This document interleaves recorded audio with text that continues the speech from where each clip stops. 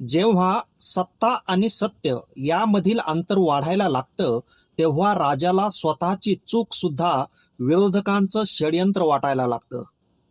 सिंहासन वाचवण्यासाठी वर्तमानाची राख रांगोळी करून, भूतकाळ आणि भविष्यकाळ जनतेच्या माथी मारून सरकार आपले अपयश लपवतं आणि उत्तरदायित्वापासून पळ काढतं. एक गोष्ट तुम्ही इथे लक्षात घ्या.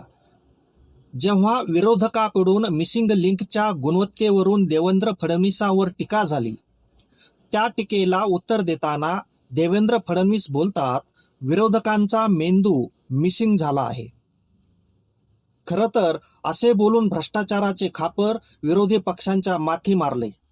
निर्गुण भक्ती परंपरेतील संत कबीर यांचा आधार घेत निंदकाचे घर असावे शेजारी या काव्यपंक्तीचा वापर करून देवेंद्र फडणवीस यांनी स्वतःची आत्मस्तुती करून घेतली.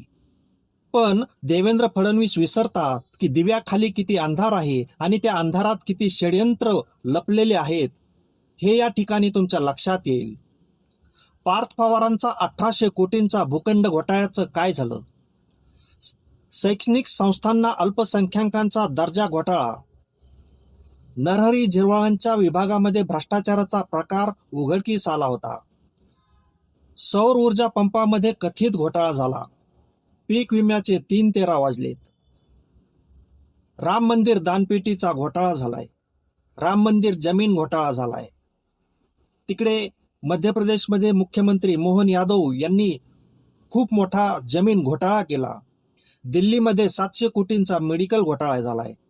हे प्रकरण तर अगदी मागच्या 5-6 महिन्यातलेत. 2014ला भ्रष्टाचाराच्या आरोपावरून काँग्रेस सरकार पडलं.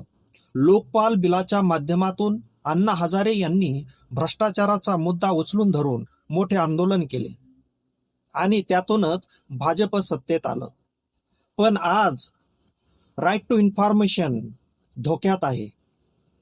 जिकडे तिकडे भ्रष्टाचार आहे, त्यातून प्रभू रामचंद्र सुद्धा सुटलेले नाहीत. हे सांगायला देवेंद्र फडणवीस का विसरतात?